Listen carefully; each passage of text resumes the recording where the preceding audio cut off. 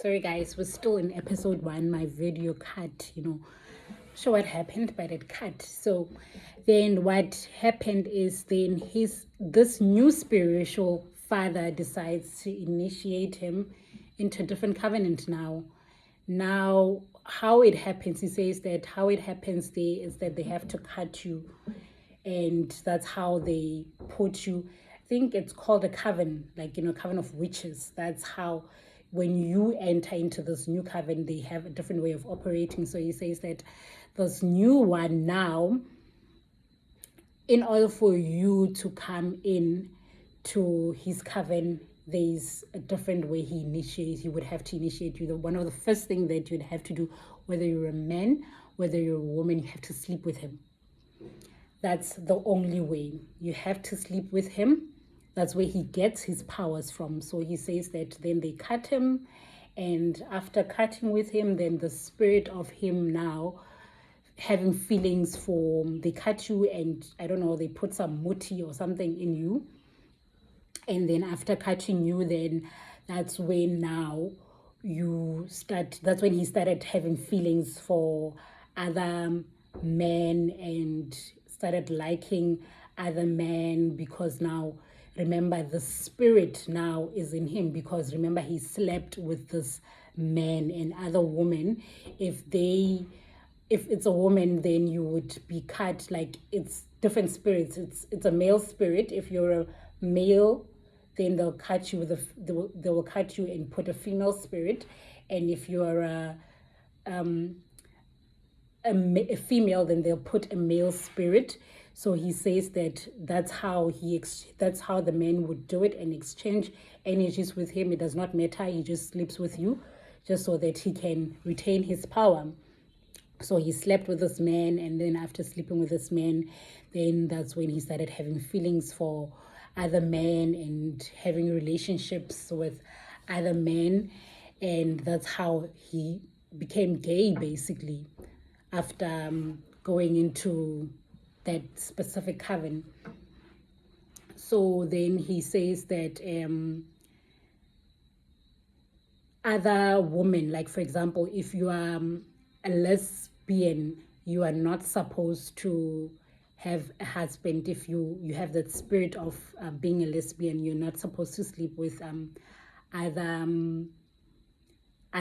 men, because then they use herbs. Your herbs they'll get rotten. Whatever spirits and herbs that you're using, they will get rotten. And same applies to males as well.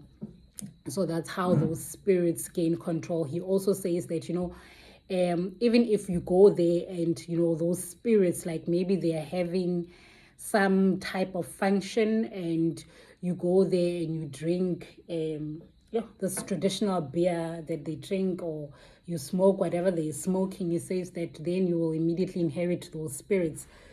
People that like attending these ceremonies, whenever they do the ceremonies, he says that whenever you go into these Bongoma ceremonies, if they operate with those spirits, you will definitely inherit those spirits. Now it goes back to,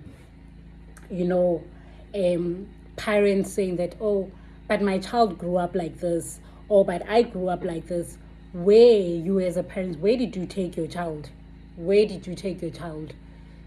Sometimes he says that, these spirits are inherited through family. You invite them in the family somewhere. So you as a parent, you have to pray for your kids, so that whatever spirits that are there in the family should not have an impact, should not affect your kids. That's what you need to do as a parent. That's one of the most important things that you have to do. There's no such thing. God made a man and a woman. He did not make, that is just sodomy. So he explains that, those spirits are inherited of being gays and of being lesbian, and those are sometimes very powerful spirits that they use so that they would be able to maintain their riches, especially when they sleep with this man and woman. That's how they maintain their riches. They have to do it so that they would maintain. That's why you find that would hear pastors sleeping with other men and things like that. That's how they maintain their riches. They have to do it because that's the only way they're going to remain rich. It's a spirit that they would have to keep making happy. And then he goes on explaining now the different types of muti that he was using on people, how he was affecting people's lives. One of the muti, which is herbs. Yeah, it's herbs. I don't know any other way to explain it that they use. It's called vota. So vota, he says, it's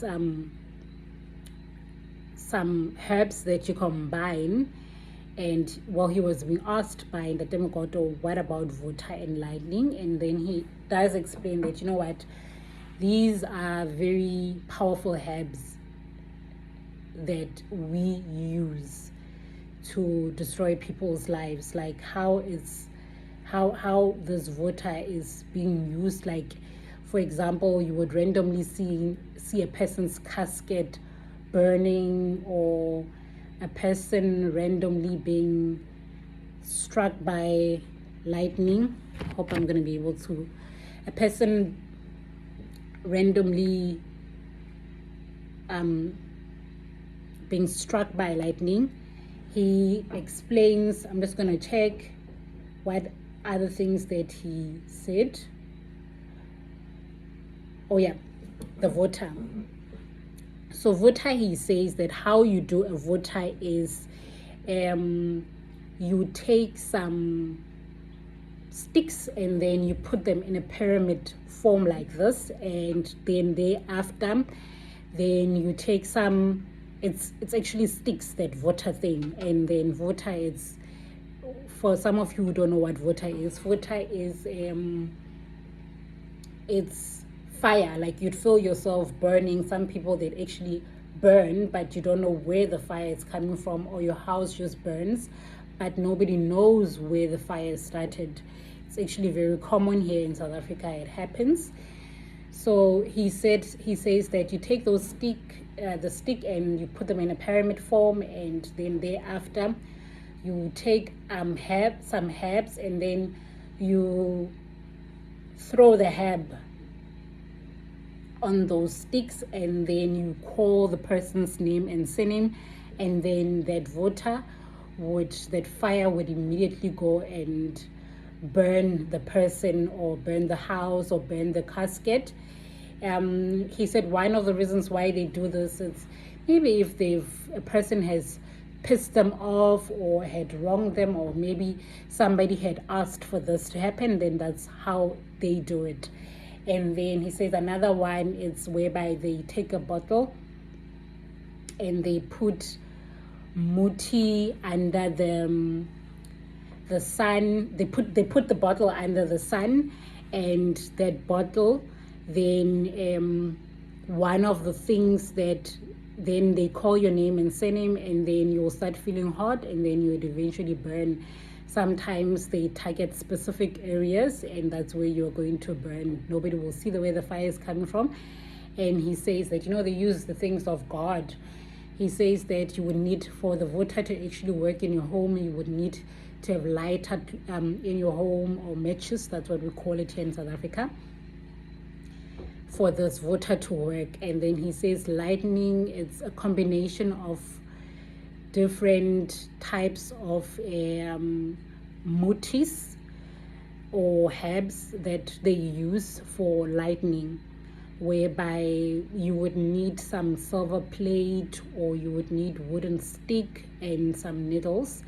And I wrote this name, Kadimotwana. So it's a herb, I guess. And you combine that herb with very dangerous herbs. He says you put them together, and then so now he says that this lightning, it's definitely not the same lightning as you would hear thunder from one direction, different direction. He says that one, it's not the same, because once it starts from where you are after you've called the person in the name and surname, and then it goes directly to the target, and then it kills the target. He says that it only happens once. It's not like, the rest of like, how you would have normal thunder and lightning. He says no, that one is not like that. It's just one. It goes straight to the target, and then it kills the person. And mind you, when these people are using, they're using the things of God, things that God created, to kill one another. And he says that sangomas have muti to destroy people's marriages. Some sangomas use muti to destroy people's marriages, including himself probably. He, like your job, if you are working and if you don't dedicate your partner to God all the time, those things are going to happen. Your marriage would be destroyed. If you don't dedicate your job and you pray to God, all of those things, you've opened a door for these things to come into your life. And one of the things that I've picked up, he was asked, so what would you advise other initiates that are now into the Sangoma things? And then he says that, I believe that ancestors are still there, but if you are going to be initiated, you must be initiated at your home. And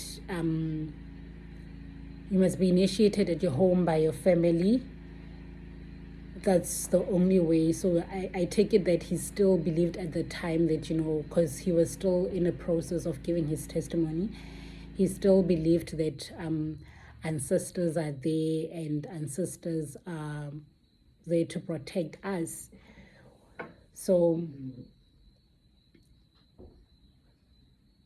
then there's a section in the video where now he tells us that he's being asked, have you killed people before? Then he admits that, yes, I've killed 3 people. This includes my girlfriend, a girl that I used to date. Then they ask him, are you willing to go to the family and ask for forgiveness? Then he says, yes, he's willing to go to the family and ask the family to forgive him for his part in killing their child. Obviously, it's provided that the family does give him an opportunity to apologize. And then he speaks about when he performs witchcraft, he was told that mostly, I'm guessing his paternal side of the family, this they've got evil spirits that are much stronger. So he said that he was told that the spirits that he's supposed to use to bewitch people, they're supposed to be spirits from his paternal family. So then he tells us that that's the spirits that he was using. He tells us that to fly, because he used to fly, he would have to cover himself with a white cloth and go in, I think, where 2 roads meet. I'm guessing that's a stop street, not sure, but yes, he would go there and be in the middle, cover himself with a white cloth, and that's when he'll perform his rituals, and then that's when he'll disappear, go to whoever he wants to, maybe turn into a fly or whatever, whoever he wants to whoever he wants to destroy or make things difficult for, he would go to that specific person. And then why am I coughing now? And then he showed us a doll in the video, which you guys can go and check out. He shows us a doll where he says that specific doll, he'll cover it, the doll with a black cloth, a black cloth, and then start telling the doll, well, he does show us what he does with the doll, and he also would blow a whistle and then speak to the doll and say that, I want this person to be sick, and these are the things that I want to happen in this person's life. He says that he would also use a red candle with a red cloth, and what he would do is he would dig a hole and put it in there with your name and surname, and put a tomato on top, and then he would tell the tomato and the doll what things that must happen in your life. And again, if you're not a child of God, those things would eventually manifest in your life. One of the things that I've realized about these people is that they understand things of the spirit. It's not a joke, they do understand it. And he also speaks about how he would cause people to have headaches. If you wronged him, he would make sure that you have a headache, and from that headache, then it's not going to last 3 days unless you pay him. It's not going to last longer than 3 days, and then you die. And okay, he also said that he used a white sheet to disappear.